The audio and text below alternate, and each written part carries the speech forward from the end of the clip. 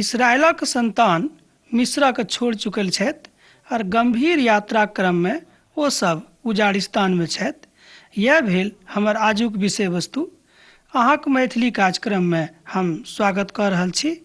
नाम तो अहाँ जानते छी, आशा की जोत में प्रभु यीशु मसीह मंगलकारी नाम में हम विश्वास राखैत छी जे अहाँ सब खूब नीक से होब, मुदा अहाँक धियापुता सेहो नीक से होइत। एहि बातक लेल हम धन्यवाद दऽ रहल छी जे अहाँ सब हमरा एहिठाम पाती लिख रहल छी। पाती लिखनाइ नहि बिसरायब। तहन आउ एहिसँ पहिने हमरा लोकनि आगाँ बढ़ी, आउ एकटा सुन्दर बा नीक प्रार्थनाक साथ परमेश्वरक अध्ययन आरंभ करी। हे सर्वशक्तिमान परमेश्वर, हे कृपालु दयालु परमेश्वर, हे परम अनुग्रहकारी परमेश्वर, प्रभु जी हमरा सभक ऊपर प्रभु अहाँ विशेष रूपें दया करू। प्रभु जाहिसँ प्रभु अहाँक वचन सुने में, पढ़े में बा मनन करे में हमरा लोकनि सफल भऽ सकी।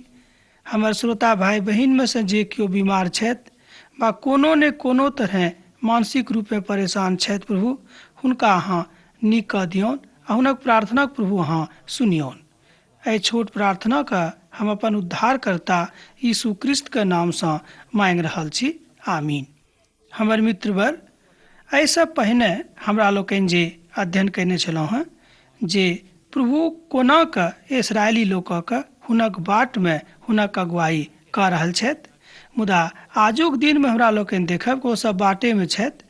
अखन धरि ओसभ अपन ओहि देश में जतऽ हुनका जेबाक रहनि ओतऽ नहि पहुँचल छथि, मुदा ओतऽ पहुँचे में अखन हुनका बहुत देरी छनि, मुदा ओसभ बाटे में छथि। ओ सब अब शनै शनै पर्वतक लग पास में छथि। एना कहियो कि आबि गेल छथि, अर्थात ओ सब अपन प्रतिज्ञाक देश के यात्रा में अब शनै शनै पहाड़क लग पास में कतौ छलाह। पहिल पदक दिस जँ कनिक अहाँ देखबै तऽ एहि तरह ओहिठाम बतायल गेल छै।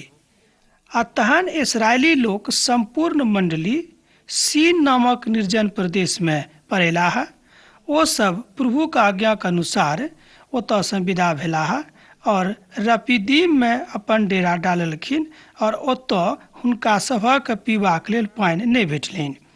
एहि बातक अहाँ एहि अध्याय अर्थात 17 अध्याय के पहिल पद में देख रहल छी। आ पद दोसर में एहि तरह बतायल गेल छै, कनिक तकरो देखियौ।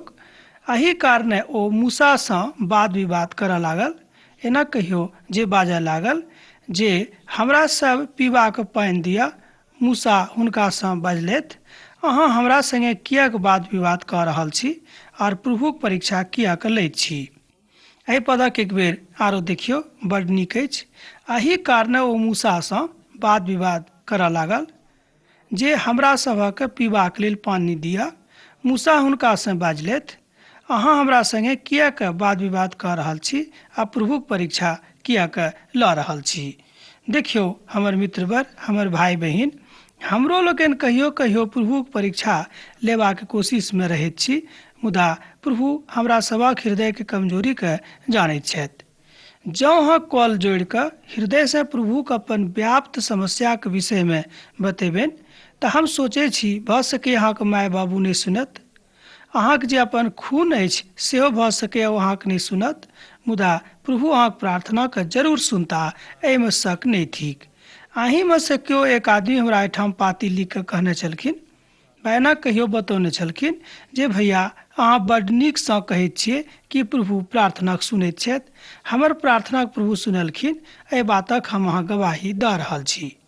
जँ अहूँ एहि तरहक प्रार्थना में लागल छी तऽ निश्चित रूपेण परमेश्वर अहूँक प्रार्थनाक सुनताह। ओ बुझै छथि कि अहाँ कतऽ कमजोर छी, ओ बुझै छथि कि अहाँसँ की भऽ सकैत अछि वा की नहि भऽ सकैत अछि। तहन आउ एकटा पदक हमरा लोकनि आरो देखी, तेसर पद अछि। आ ओतऽ लोक सब के पानि के प्यास लागलनि, तैं ओ सब ई बाजि कऽ मूसा के ऊपर बुड़बड़ाबऽ लागल। एना कहियो मूसा के ऊपर ओ सब बुड़बुड़ाबऽ लागलथि जे हमरा सभक एहिठाम पशु बैल गाय और धिया पुता सहित मरबाक हेतु किएक आनलहुँ हेँ। देखियौ एहिठाम हुनका सभक मन कोना खोइत छनि। जेना हम शुरुए में कहने छलहुँ हेँ कि इसराइली लोकक विश्वास में बेर बेर कमी आबैत अछि, किएक तो सब मनुख छलाह मनुख तऽ हमरो सब छी, हमरो सब बेर बेर गलती करैत रहैत छी, मुदा परमेश्वर माफी दिअवला छथि, ओ माफ करैवला परमेश्वर छथि। तहन एहि पदक हमरा लोकनि जँ नीकसँ पढ़ी तऽ नीक रहत। अहाँके लग जँ पवित्र पोथी अछि तऽ हमरा सङ्गे अहूँ खोलि कऽ पढ़ू 3 पद। आ ओतऽ लोकसभके प्यास लागलनि, तैँ ओसभ ई बाजि कऽ मूसाक ऊपर बुड़बुड़ाबऽ लागलथि जे अहाँ हमरा सभक एहिठाम पशु बैल गाय आर धियापुताक सहित मरबाक हेतु किएक लऽ अनलहुँ हेँ। देखियौ, उजाड़िस्तानक बाटमे इसराइली लोक 7टा नीक विकट बातक अनुभव भेलनि।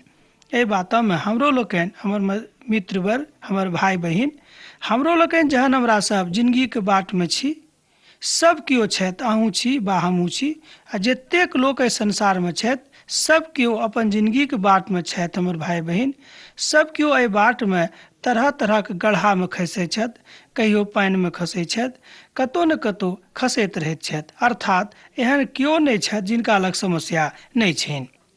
एक गोटे कहलखिन कि हम बुझैत छियै जे हुनका लग समस्या नहि छनि। तऽ हम हुनका पुछलियनि, किएक यौ, अहाँ एना किएक बजैत छी? तऽ नहि, हुनका तऽ देखैमे लागै छै कोनो समस्या नहि। हमले देखैमे तऽ लागैए, मुदा हुनकासँ अहाँ कथा करिके देखू, तहन पता लागत जे ओ समस्यामे छथि कि नहि। तहन ओ भाय हुनकासँ कथा करलखिन तऽ ओ कहलखिन कि नहि, हम तऽ बड्ड समस्यामे छी, आ दुनियाके समस्याके हुनका ओ बता देलखिन। तहन ओ भाय हमरा एहिठाम आबि कऽ कहलखिन कि नहि, अहाँ ठीक कहै छियै, सभके ओहि समस्यामे रहैत छथि। जतेक लोक एहि संसारमे छथि एहन केओ नहि छथि जिनका लग समस्या नहि छनि। तैँ हम अहाँसँ कहब कि जतेक दिन धरि अहाँ एहि दुनियामे छी, कोनो ने कोनो प्रकारक समस्यामे अहाँ पड़िते रहब। एकर मतलब ई नहि भेल कि प्रभुसँ अहाँ अलग रहू वा अलग भऽ जाउ। प्रभु ई बात अहाँसँ नहि चाहैत छथि। हमर भाय बहिन, हमर मित्रवर, देखियौ, एहन केओ नहि छथि जिनका लग समस्या नहि छनि। आ एहि बातक इसराइली लोकक खूब नीकसँ ज्ञान अखन धरि नहि भेल रहनि। ओ एहि बातक नहि बुझैत रहथि कि हमरो सभक जिन्दगीमे तकलीफ आबि सकैत अछि। मुदा ओ एहि अनुभवमे छलाह कि जहन हमरा सङ्गे मूसा छथि, हारून छथि आ परमेश्वर स्वयं छथि, तऽ किएक एहि तरहक समस्या हमरा सभक बीचमे आबि रहल अछि। एहि बातक हुनक विश्वास कनि कम भऽ जाइत रहनि। कनान जाइत कालमे इसराइली लोकक की आदत भऽ गेल रहनि जे ओ कोनो ने गलती देखलाक बादो ओ मूसाके कोनो ने कोनो तरह कहैत रहथिन। ई बात मूसा हुनका शुरुएमे बाजि देलखिन कि अहाँ सब हमरा ऊपर किएक बुड़बुड़ा रहल छी, कुड़कुड़ा रहल छी। हमरा ऊपर कुड़कुड़ेलासँ अहाँके की भेटत? मुदा किएक तऽ परमेश्वर हमरा तऽ अहाँ सभक अगुवाईके लेल एहिठाम पठेने छथि। मुदा जँ अहाँ बुझैत छी कि हम अहाँके चाकर छी तऽ से बात तऽ नहि अछि, हम अहाँके तऽ खबास नहि छी। एना कऽ सोझा सोझी ताहि बातक मूसा नहि कहलखिन, मुदा जँ हुनक वक्तव्यक अहाँ कनेक ध्यान देबै, मनन करबै, तऽ एहि तरहक विचार उत्पन्न होइत अछि। पवित्र पोथीके विद्वान कहैत छथि कि मूसा तऽ बड्ड नीक मनुख छलाह, आ एहिसँ बढ़िकऽ मूसा एकटा नीक अगुआके रूपमे प्रस्तुत भेल छथि। मुदा हुनका हृदयमे, हुनका जिन्दगीमे अगुआक रूपमे एकटा सबटा विशिष्ट गुण हुनका लग प्राप्त रहनि। एना बुझियौ कि जतेक नीक गुण एकटा अगुआमे रहैत अछि, ओहि सबटा गुणसँ मूसा व्याप्त रहथि। एहिठाम कलीसियाके यह ढाल अछि। हमरा लोकनि देखैत छी कि कलीसियाके अगुआ जँ नीक अछि तऽ कलीसिया बड़ नीकसँ चलत, आ जँ कलीसियाके अगुआ नीक नहि अछि तऽ कलीसिया नीकसँ नहि चलत। ई बात हमरा लोकनि एहि दुनियामे एखनो अनुभव कऽ रहल छी। तहन मूसा प्रभुक दुआही देलनि और बाजलथि, एहि लोक सबसँ आब हम की कहब? ई सब तऽ हमरा ऊपर पत्थरवाह करबाक लेल तैयार छथि। देखियौ, मूसाके एतेक डर भऽ गेलनि कि इसराइली लोक भऽ सकैत छै जे तामसमे हमरा ऊपर पत्थरवाह सेहो कऽ सकैत छथि, अर्थात हमरा ऊपर पत्थर सेहो फेंक सकैत छथि। आब एहिठाम एहि पदक मनन करू, तकरा कनिक ध्यान दियौ, तहने हमरा लोकनि एहि बातक बुझि सकलहुँ हेँ। ई बातक स्पष्ट दिखाई पड़ैत अछि। मूसा अपन एना कहियो पदक जे हुनका प्रभुक दिससँ भेटल रहनि, ओहि पदक विषयमे ओ विचार करैत छथि कि आब तऽ हिनका सभक हम एतेक मदद कऽ देलियनि, ओतयसँ एहिठाम लऽ कऽ अनलियनि, आ आ तरह तरह से प्रभु से प्रार्थना क के एतेक मदद करलियन। एहिके बादो ई सब हमरा ऊपर कुड़कुड़ाइए, हमरा ऊपर बुड़बुड़ाबैए। हम एकरा सभक संग अब की करी? एना बुझियो कि मूसा आजिज भ गेल छथि। देखियो हमर मित्रवर, कहियो कहियो हमरो सब अपन माय बाबूके आजिज कऽ दैत छी। एहि तरहक आदत हमरो सभक कहियो कहियो रहैत अछि। मुदा निदान तऽ परमेश्वरक लग छनि आ निकास परमेश्वर सेहो कऽ सकैत छथि। ई कोनो मनुखक बसमे नहि छनि। प्रभु मूसा से कहलनि, देखियो 5वें पद में, प्रभु मूसा से कहलनि, इसराइली लोक में से वृद्ध लोकक अपना संगे लऽ लिअ आ जाय लाठी से अहाँ नील नदी के ऊपर प्रहार कैने रहौ तकरा अपना हाथ में लऽ कऽ लोक सभक आगाँ चलि दियौक। ई आज्ञा प्रभु मूसा के दऽ देलखिन। अहाँ तऽ जानिते छी मूसा प्रभुके आज्ञाके माने वाला छलाह। ओ लाठी लऽ कऽ चलि देलखिन। ई वएह लाठी रहै जे मूसाके मिस्रक बाट में भेटल रहनि। ई लाठी मूसाक अगुवाई और हुनक अधिकारक प्रदर्शित करैत अछि। किएक तऽ बहुत केओ हुनका लाठीवाला सेहो कहैत छथि, अर्थात लाठीवाला अगुवाक नामसँ सेहो मूसा विख्यात छथि। बहुत केओ हुनका लाठीवाला अगुवा सेहो कहैत छनि। ध्यान दियौक, हम अहाँक आगाँ चलि कऽ हेरोब पहाड़क एकटा चट्टानक ऊपर ठाढ़ रहब। अहाँ ओहि चट्टानक ऊपर लाठीसँ मारब, तहन ओहिमे सँ पानि निकसत जाहिसँ ई लोक पियत।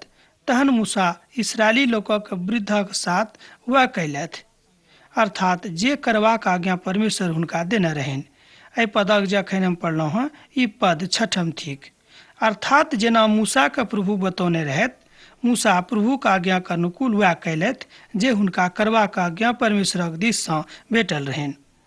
हमर मित्रवर, हमर भाई बहिन, हमरो लोकनि जँ वएह करी जे परमेश्वर हमरा सभक कहने छथि, भऽ सकैत अछि कि शुरू में ई सुनयमे वा कहयमे नीक नहि लागैत होइत, मुदा की करब, जँ एहि तरहक व्यवस्था भऽ गेल अछि तऽ अहाँके तऽ बर्दाश्त करैए पड़त, किएक कि प्रभुके आज्ञा थिक। हुनक आज्ञाके उल्लंघन करनाइ नीक नहि थिक।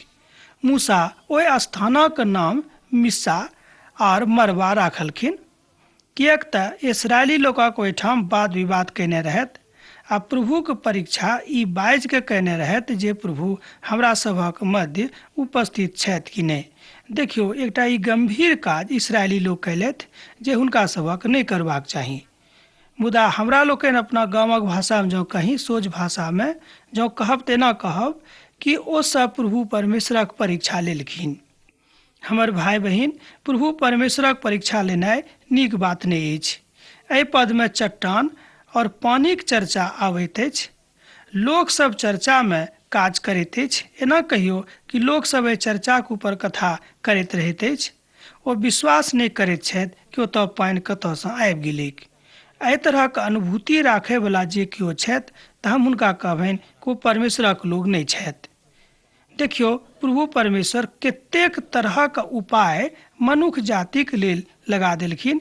एहिके बादो मनुख जाति हुनक प्रेमसँ सब दिने अलग रहैके प्रयासमे वा फिराकमे रहैत छथि। देखियौ, ई कतेक गलत बात अछि। प्रभु अहाँसँ प्रेम करैत छथि। आब एना बुझियौ, केओ एक हाथसँ ताली नहि बजा सकैत अछि। जँ अहाँ अपन एक हाथके ऊपर उठा दियौ आ सोचियौ जे हम थपड़ी बजायब तऽ एक हाथसँ थपड़ी नहि बाजत, केओ नहि बजा सकैत अछि। मुदा इसराइली लोक यह कथा अपना जिंदगीमे प्रस्तुत करैके इच्छा राखैत रहथिन। ओ सब चाहैत रहथिन कि खाली परमेश्वरे हमरा लेल काज करैत रहथि, मुदा हम प्रभुके लेल किछु नहि करबनि। ई कहियो भऽ सकैत अछि कि? कनि अहाँ ध्यान दियौ, ई कहियो नहि भऽ सकैत अछि। आत्मिक कथाके रूपमे जँ अहाँ प्रस्तुतिकरण कऽ रहल छी तऽ एहिमे एकटा बात भेल कि अहाँके प्रस्तुतिकरण प्रभुके दिससँ जँ अछि तऽ बड्ड बढ़िआँ, आ जँ हुनका दिससँ नहि अछि तऽ नीक नहि अछि। तहन अहाँ सावधान रहू आ जतऽ अहाँ अपन कदम बढ़ा कऽ जा रहल छी ओहि कदमक दिस अहाँ ध्यान दियौ कि अहाँ कतऽ कदम बढ़ा रहल छी, अहाँके डेग कतऽ जा रहल अछि। डेग बढ़ाबैसँ पहिने ई सोचि लियौ कि परमेश्वर अहाँके सङ्गे छथि कि नहि छथि।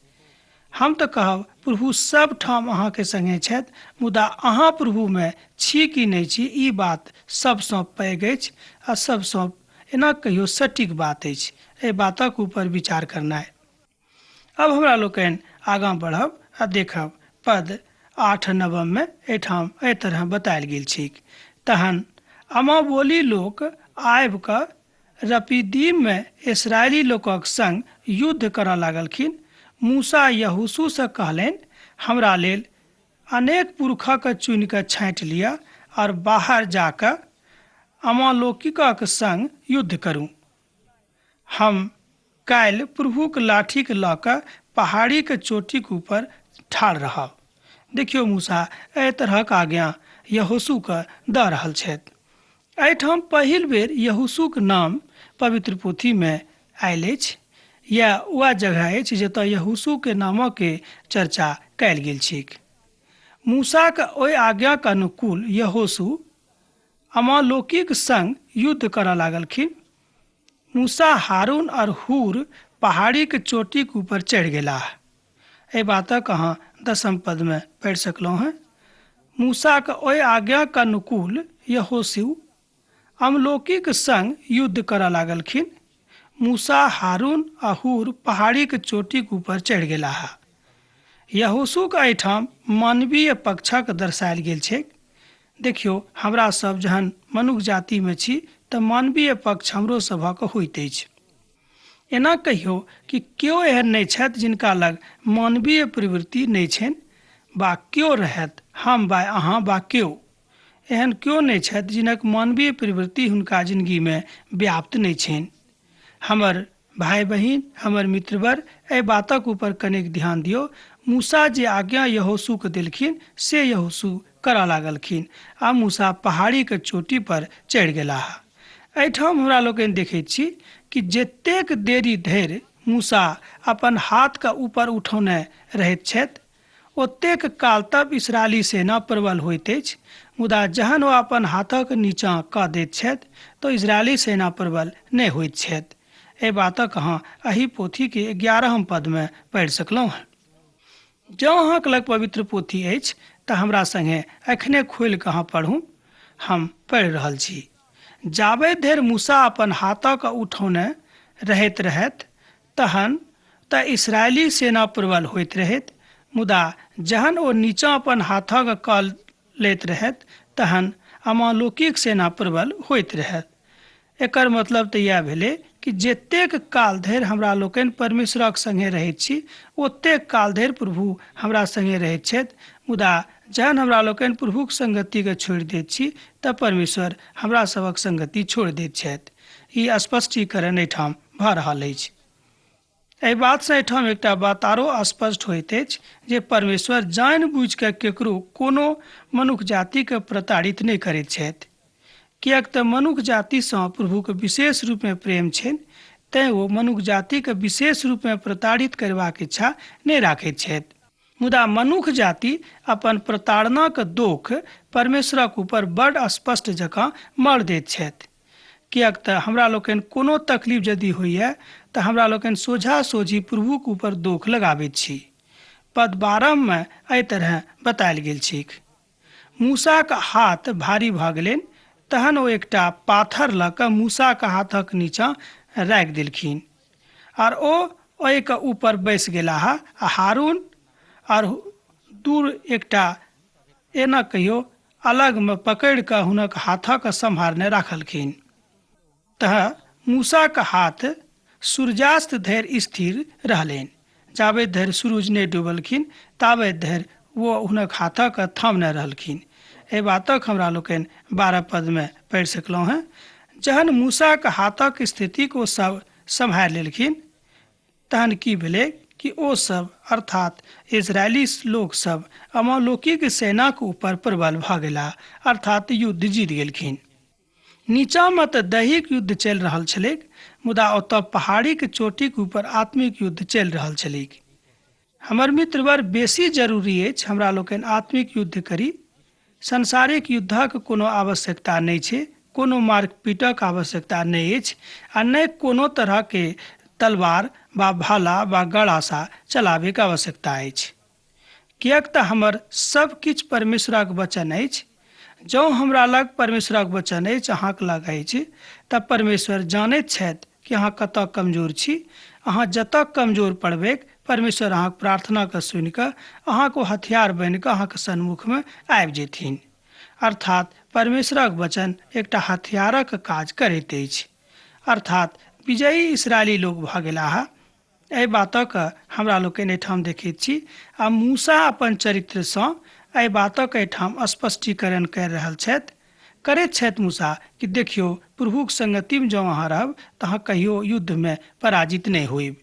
एहि बातक मूसा एहिठाम अभिव्यक्ति कहि रहल छथि। हमरा लोकनि महामानवीय अनुभंजनाक कारणे कहियो कहियो प्रभुसँ अलग भऽ जाइत छी। हमर मित्रवर, हमर भाई बहिन, एहन केओ नहि छथि एहि संसारमे, एकोटा एहन घर नहि छै जाहि घरमे कोनो ने कोनो तरहक समस्या नहि छैक। सब केओ कतौ ने कतौ कोनो ने कोनो कारणे परेशान छथि। यहोशू अपन सैनिकक संग अमालेकीक लऽ एना कहियो तलवार बलसँ हरा देलखिन। एहि पदक अहाँ 13 पदमे पढ़ि सकलहुँ हँ। लिअ एक बेर हम अहाँके लेल पढ़ि रहल छी। यहोशू अपन सैनिकक संग अमालेकीके तलवारक बलसँ हरा देलखिन।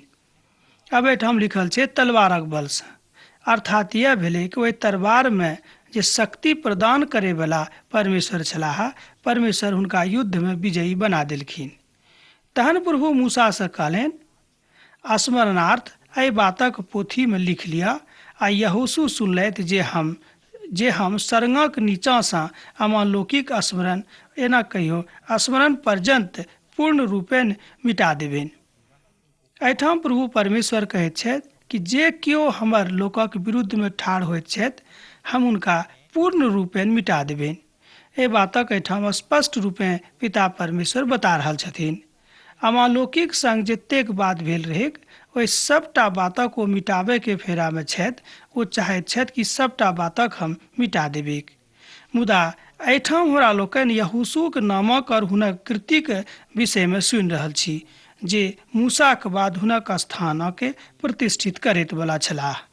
अर्थात मूसाक बाद यहोशू हुनक एना कहियो अगुआ बनैवला छलाह, किएक तऽ पिता परमेश्वर यहोशूके मूसाक जगह पर आनैवला रहथिन।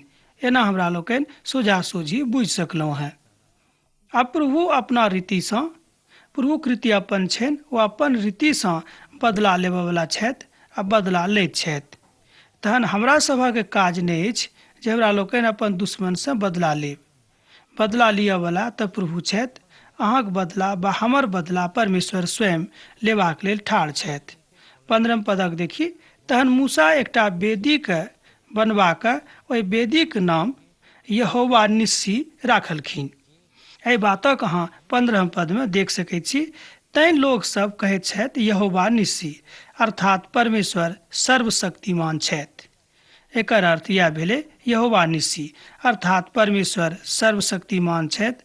ओ सबके ऊपर दया करैवला छथि। और ओ बाजलथि, प्रभु शपथ कहने छथि कि जे प्रभु अमालेकीक संग पीढ़ी दर पीढ़ी लड़ैत रहता। अब तऽ अहाँसँ विदा होयके काल भऽ रहल अछि। प्रभु यीशु मसीहक प्रेम अहाँक जिंदगीमे सदिखन बनल रहैक। आमीन।